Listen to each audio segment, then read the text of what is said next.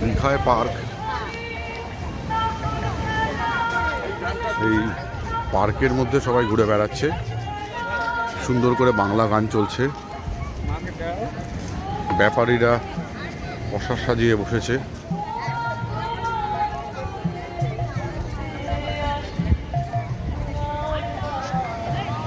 সুন্দর একটা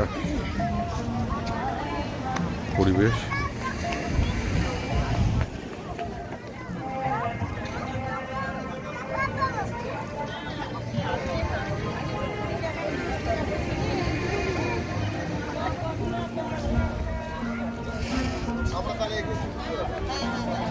সুন্দর একটা পরিবেশ বেশ।